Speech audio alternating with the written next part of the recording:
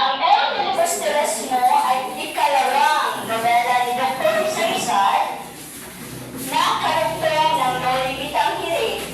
Inilathala ito noong 18, kailan? Inilathala? 1890? 1891. Tama, 1891. Ang mga talakay sa mga suliranin ng lipunan sa panahon ng mga pananakop ng mga Espanyol sa unang 10 kabanata. Ipinapakita ang katiwalian, pang-aabuso at hindi pagkapantay-pantay sa lipunan. Sino nga ba ang kanyang inspirasyon sa pagsulat sa pangalawang nobela? Sino? Sino? Okay, Ginanjumari, tumayo ka. Sino ang inspirasyon niya sa pagsulat ng pangalawang nobela na El Filibusterismo? Sino? Ang tatlong pari na sina? Okay, pakitulungan. Sino? Tama, Kuya Jumari. Sino ang tatlong pari? Mariano? Mariano, okay. Binibinisin mo rin? Tama. Mariano Gomez? Sino ka ba yan? Mariano Gomez? Jose? Lahat. Mariano Gomez? Jose Burgos? Jacinto Zamora. Again, balikan. Sino ang tatlong pare? Mariano Gomez, Jose Burgos, Okay, tama at magaling. Dumako naman tayo sa tunggalian. Di ba yung sa session 4 na inyong layunin, ang layunin kasi sa inyo ngayon ay tungkol sa kabanata, unang kabanata hanggang 10 kabanata na ilalapat sa karanasan kasanayan sa pamagitan ng pasifika, sa pamagitan ng roleplay, sa pamagitan ng art and tell o pagguhit. But before that, bago muna tayong mag-word work muna tayo, pangkatang gawain. Sa pangkat 1, sino muna ang makapagbigay ng unang pamagat ng El Filibusterismo? Kabanata 1? Chris Jacob. Ginoong Chris Jacob, ano nga ba ang unang pamagat sa Kabanata 1? Okay, pangalawang pangkat. Sino makapagbigay? 5. Pang-apat na pangkat. 4. Isa makapagbigay ng pamagat.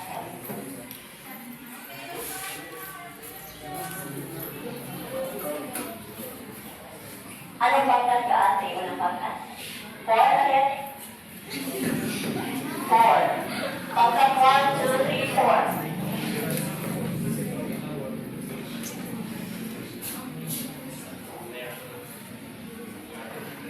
Maraming salamat, Binibini Angel.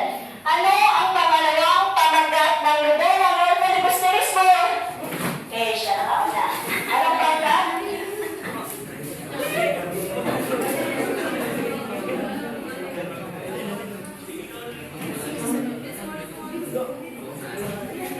Okay, pangatlong pamagat. Shanlin. Binibini Shanlin. Pang-apat na pamagat. Siyempre, Binibini, siyempre.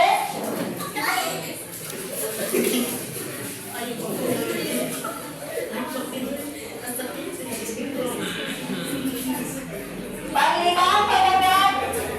Okay.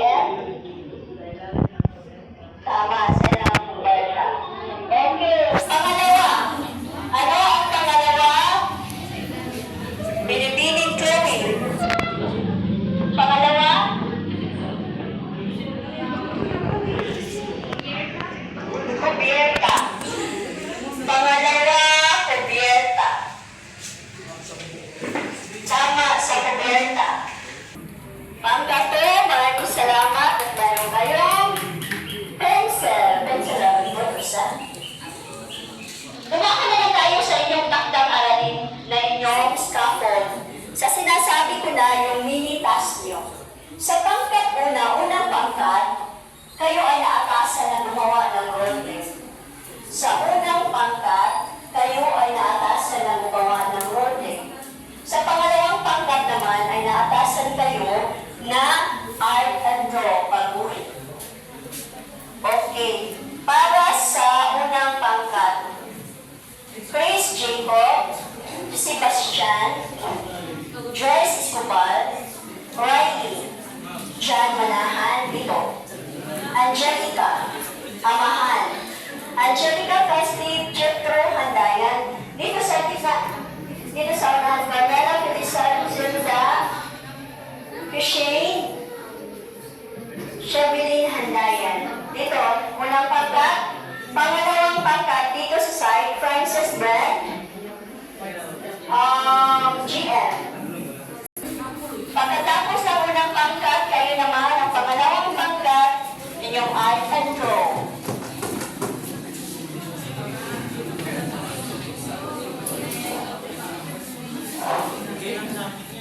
Okay, magbigay na kayo ng eksena. Kukuha kayo ng eksena 1 sa kabanata 1, tapos magkanap nyo. 1 na. It's okay. It's okay. 4 or 1. Isang eksena.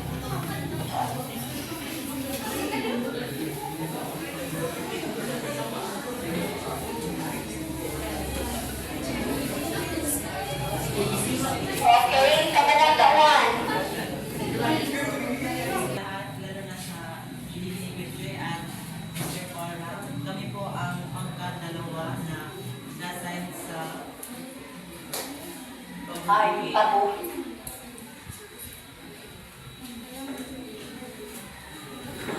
Ako pala si Ginoong John Martina Rodriguez.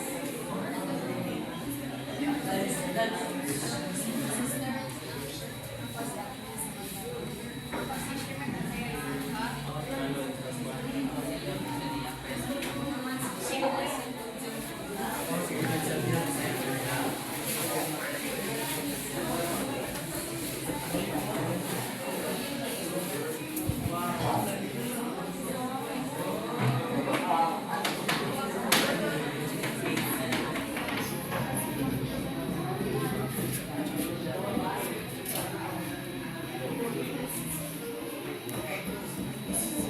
Okay, magsimula na pangalawang pangkat. Pag-ipaliwanag na inyong naibuhit na kabanata sa El Filibusteros. Bumalik sila sa gubat kung saan nakalipin ang kanyang ina na si Sisa at pumunta nakita si Simon ang mga wikas na alisin si Simon ang kasiyang sa lasin. Natagpasa si Basilio na siya malaka. So, ito Umaga. na ikukit namin ang poster. At ang aming napiling kabanata ay ang kabanata 7. So, makikita ang tungkol ang kabanata ay tungkol sa bumalik si Basilio sa gubat kung saan nakalibing ang kanyang ina na si Sisa. At doon niya nakita si Simon na nag-uukay. Nang alisin ni Simon ang kanyang salamin, natuklasan ni Basilio na siya pala si Crisostomo Ibarra. Kaya, pinutukan siya nito ng baril. Dahil natatakot siyang malaman ang kanyang tunay na pagkakailanlan at mga plano ng pagkikimagsig laban sa mga Kastila. Sa kalaunan, sinabi naman ni Simon ang kanyang layunin kay Basilio. Ngunit tumanggi ito dahil mas pinili niya ang landas na edukasyon at mapayapang pagbabago. So, sa sinabi ko na storya tungkol sa kabanata 7, makikita natin dito sa aming naikuhit na itinutok ni Simon yung baril kay Basilio dahil natatakot siyang malaman ni Basilio ang kanyang layunin tungkol sa pagiging magsig laban sa mga Kastila. Okay, yung iba namang mga miyembro, ano ba ang aral na inyong natutunan sa kabanata 7 na ibinuhit? Anong aral? Ang kabanata 7 ang nag-isa-isip at naisa puso nyo sa pagguhit ng inyong binitas o scaffold. Miyembro, sino ang sasagot? Anong aral ang natutunan nyo?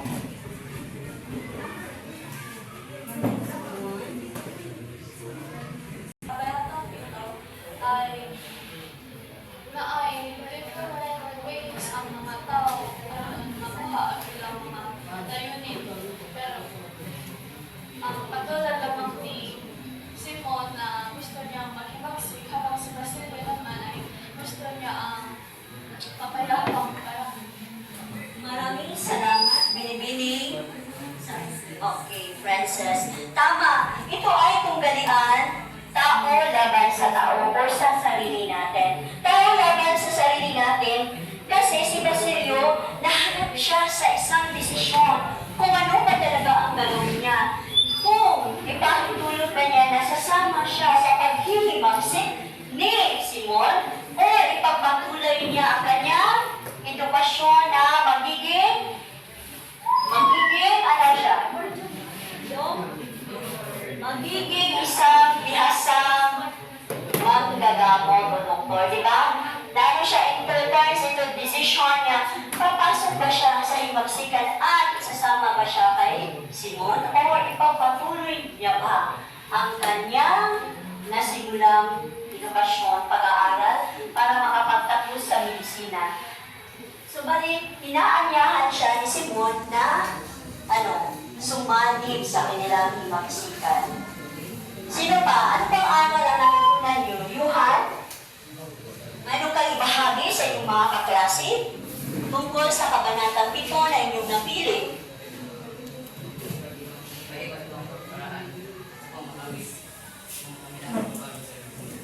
May iba't ibang paraan upang makamit ang pagbabago, kapayapaan sa lipunan. Ano nga ba ang mga iba't ibang paraan na iyon? Ang napag-isipan nyo na ano kaya paraan na maitulong ko bilang mag-aaral? Ano ba ang maitulong nyo para sa kapayapaan ng ating bansa ngayon? How do you relate?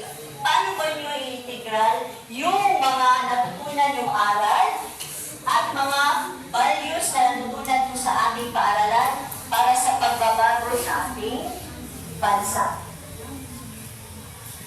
Isya. Ano bilang mag-aaral, anong magagawa mo sa ating bansa para sa mga desisyon na gagawin mo para sa kapakanan ng ating bayan, base sa inyong natutunan sa paaralan, base sa inyong mga values o mga aral na natutunan sa inyong bahay, paaralan at sa inyong sarili.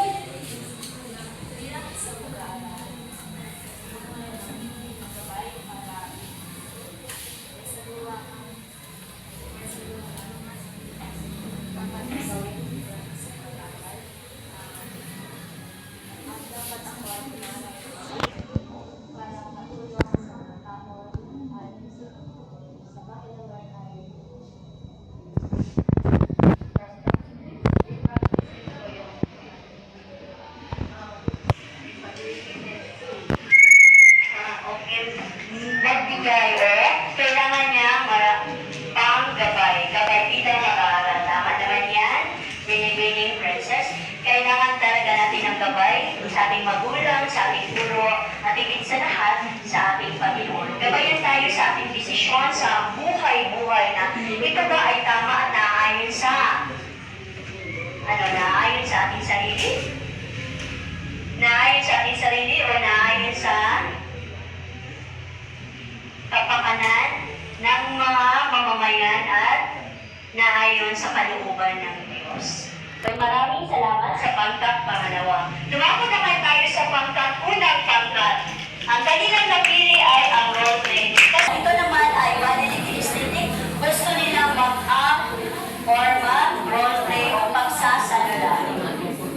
Okay, unang pangkat.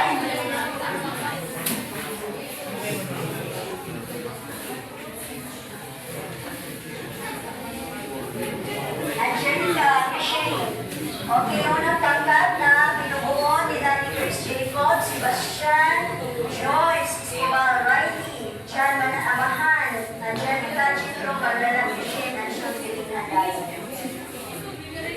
Okay, papakilala mo na kayo tapos yung role nyo o mga gabay. Ano yun?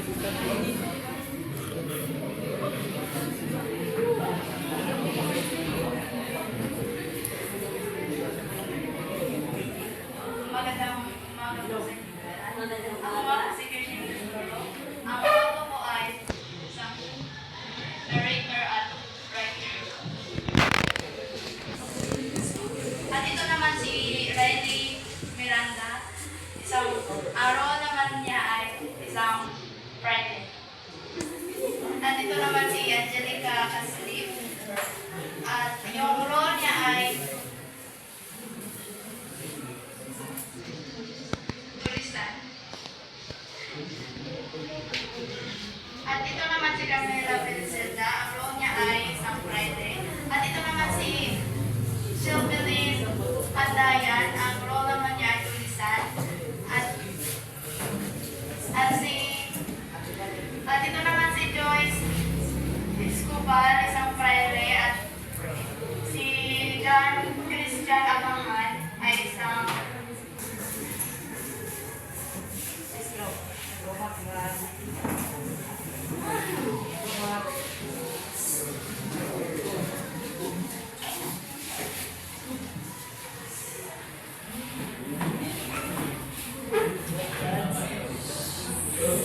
Lights, camera, action!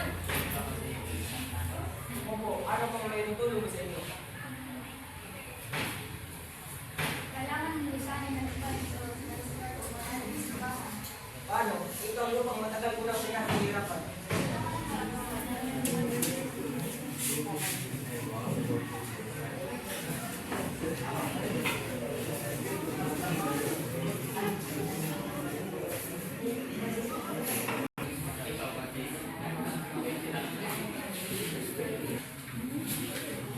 Opo, ano pang may tulong ko sa inyo? Paris, ang lupain nito ay pamamayari ng siguan at kailangan ng lumisan. Paano? Ito ang lupang matagal ko lang pinahihirapan. Wala ka na magagawa dahil may mga dokumento naman.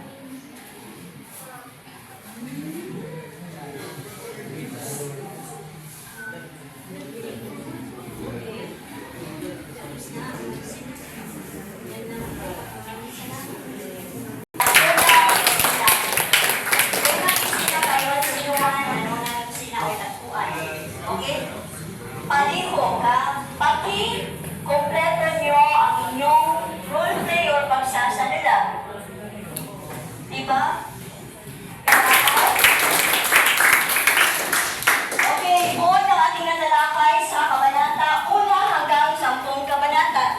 Ito ay mga tauhan. Sino-sino ba ang mga mahalagang tauhan? Si Simon? Si Basilio? Padre Santales? Holy?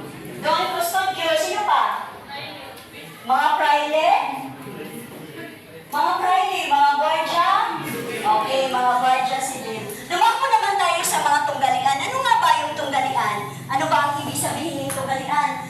Yung mga tao laban sa tao, tao laban sa sarili, tao laban sa lipunan, yung mga desisyon niya sa buhay. Ito ay maikonekta natin sa mga kabanata 1 hanggang 10.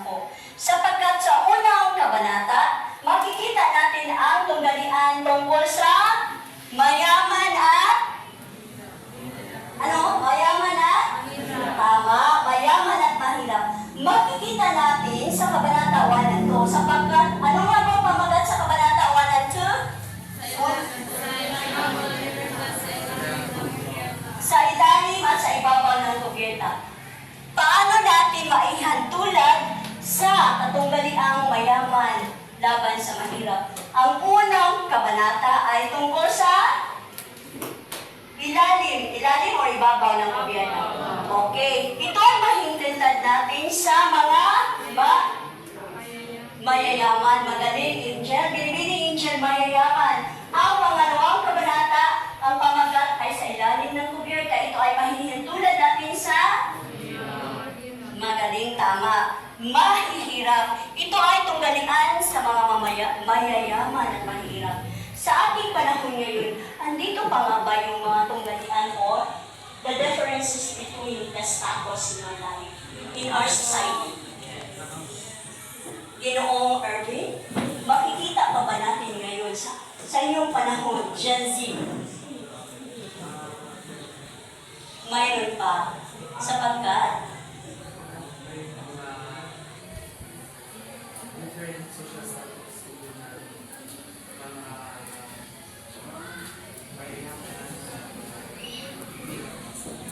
okay, maraming salamat. There are different status o mayroon ba yung iba ibang antas na pamumuhay natin yun. Makikita natin sa paligid, makikita ninyo mismo sa inyong paligid, mayroong mga oportunidad, ang mga mayayaman, ang dami nilang oportunidad. Bagkus ang mga mahihirap, okay, binibining Christian, makikita natin na walang masyadong yung mahihirap, yung mamayayaman natin na mga kababayan ay mas marami silang oportunidad sa buhay. Yun ang mga mahirap nating mga kababayan. Kita mismo, mayaman ba tayo o mahirap? Kayo mismo makapagsabi sa inyo sarili. Nakoy, sige ate, na ako'y mahirap, na ako'y mayaman, okay. Sa estado na ating buhay ngayon, sa mamamayan natin, ang ibig kong sabihin, yung mayayaman, ang dami nilang oportunidad. Gusto nilang mag-aral sa mga malalaking universidad, UP, Ateneo de Manila, Ateneo de Davao, yung mahirap, pero huwag kayong mag-alala kasi yung ating pamahalaan ay mayroong libre ng tertiary school, which is the PAISO. Pero makikita natin sa ating antas ng lipunan na mayroon talagang mayayaman at mayroon talagang mahirap. Tunggalian naman tungkol sa sarili, tao laban sa sarili. Anong nangyari ni Basilio? Okay, kuya, anong nangyari ni Basilio sa kabanata? Siya. Ginong siya, ano nangyari ni Basilio?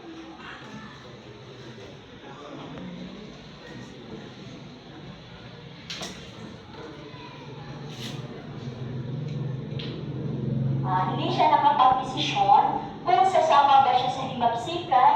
Ibinong si Simon pagpatuloy niya ang edukasyon para magiging isang ganap na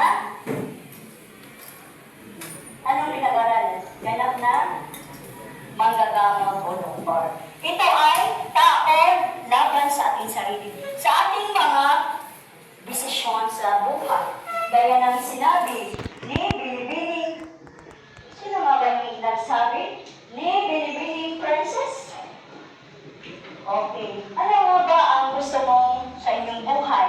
So, kinakailangan pa rin ng gabay sa kanyang magulang para magbuo ng desisyon sa kanyang sarili.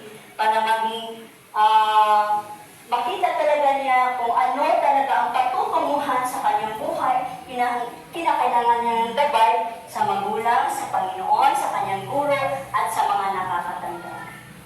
Okay? Tunggalian naman sa tao laban sa lipunan.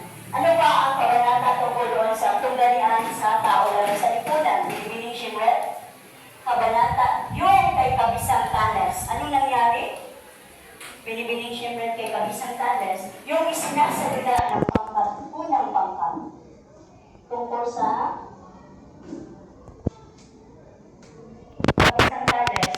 Okay, pangalawang pangkat. Ano ba ang sinasabi?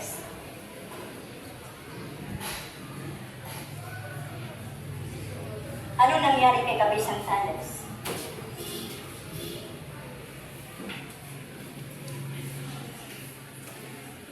Ang lupa ni Ginoong Kabisang Tales ay kinuha ng mga pari. Ito ay tao laban sa lipunan. Inyong rights, katungod. Siya ang nagbungkal sa lupa, siya ang nag-cultivate sa lupa. Pero, anong ginawa ng mga pari? Isa ba ito'y pari ninyo nag-act as pari pagsasalula? Okay. Ano ang ginawa ng mga pari? Binibining Joyce.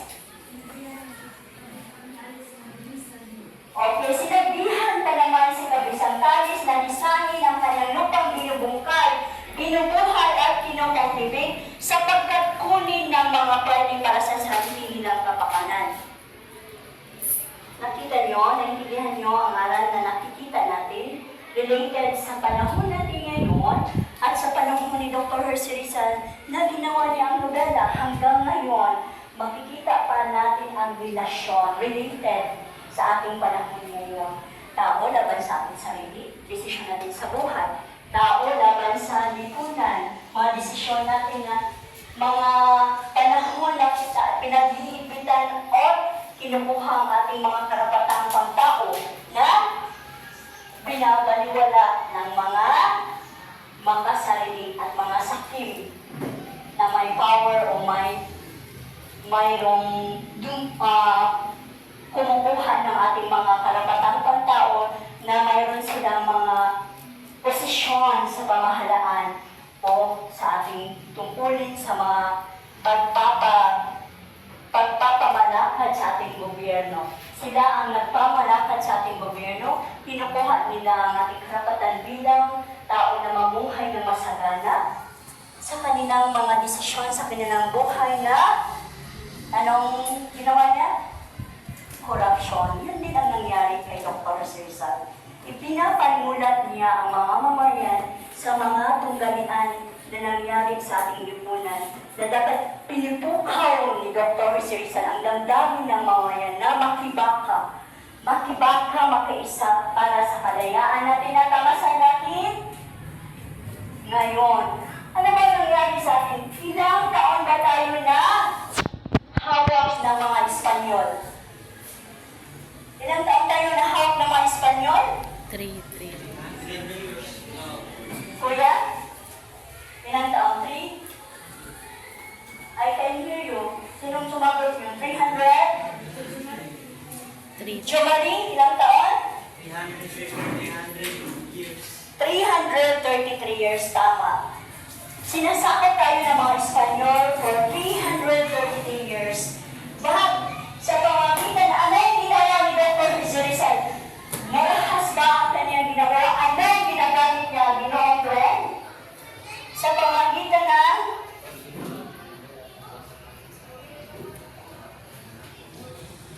tama, hindi niya pinapairal ang karahasan. Tapos, ginawa niya, sumulat siya, gumawa siya ng nobela, 2 nobela, na Limitang Hiri at El Filibusters. Na hanggang ngayon, tinatamasa natin ang ating kalayaan, na hindi na tayo sakot ng mga banyagang bansa, ibang bansa. Okay? We have the freedom na enjoy natin sa ngayon, sa kasalukuyan. So, bilang mag-aaral, anong dapat gawin nyo? Anong aral na natutunan nyo sa inyong aralin ngayon kabilang sa kabanata 1 hanggang 10? Ano bang damdamin na pumukaw sa inyo? Pagbasa at pagpanood nyo sa nobela na tinatanghal, istinaguhit ng inyong mga klase. Anong aral na matutunan nyo bilang mag-aaral? Samantha, anong aral ang natutunan mo?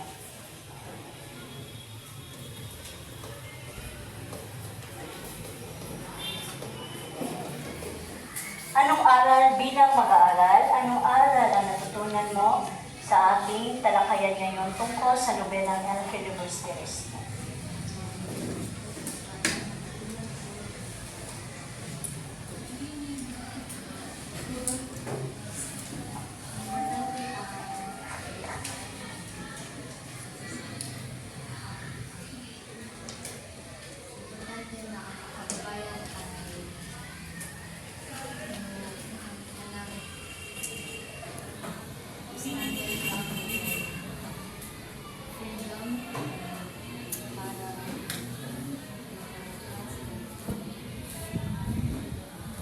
Maraming salamat. Tama, Binibining, Samantha. Kinakailangan nating matutunan ang importante kung kaano kahalaga ang ating kalayaan bilang mag-aaral.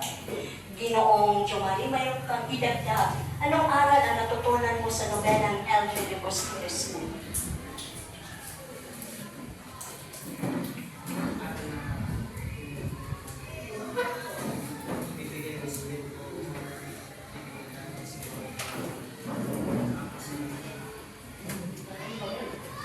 Ang aral na kanyang natutunan naman ni Ginoong Jomari ay pagbibigay respeto. Tama naman yun. Respeto sa ating kapwa-tao. Hindi natin pabayaan kung kayo in the near future sa kinabukasan nyo, your future, magiging presidente kayo, magiging mayor kayo, huwag nyo pairanin ang pagkamasaligong sakit sa pera. Kailangan nyo ng respeto sa kapwa nyo tao na hindi isaksak nyo sa isipan at sa damdamin nyo na bawal ang magsinungaling. Very good, Maki. Bawal ang magsinungaling sa kapwa-tao. Magaling. Bawal ang magsinungaling. Tapat-tapat ang serbisyo, ha? Tapat na serbisyo. Huwag kayong magiging sakin sa pera. Tapat na serbisyo sa inyong kapwa Pilipino at tapat na serbisyo sa inyong sa ating Panginoon. Yun talaga, kuya, yung ate at kuya, yun talaga, Ginoo at Bilibini, ang dapat yung tandaan niya. In the near future, you are the leaders. Kamo ang mga leaders na we should invest in you. We should invest in you through values and integration and virtues, ha? Na bawal talaga yung corruption, bawal talaga yung magiging sakin sa pera. Ipairal niyo talaga ang servisyo just like Christ who served us. Ha?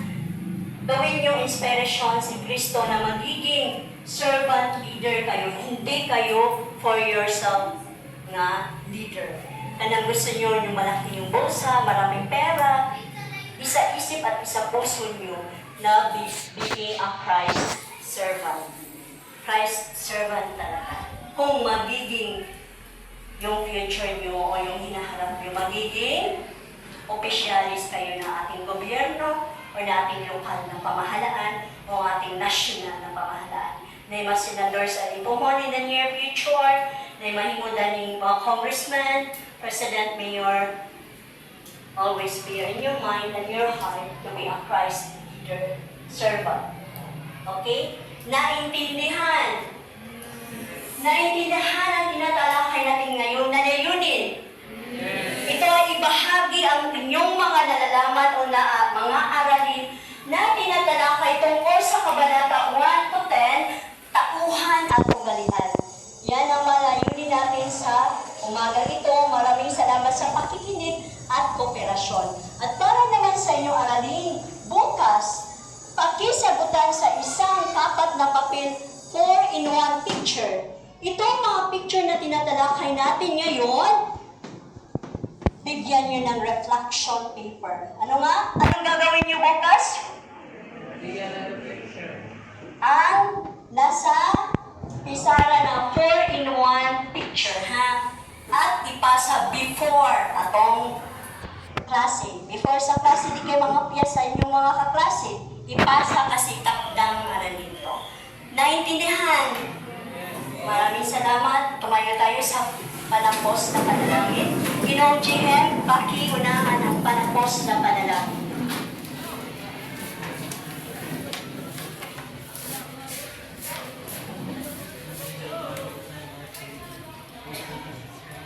Now and forever. Amen. Sa ngalan ng Ama, ng Anak, ng Diyos, Espiritu Santo. Maraming salamat at paalam.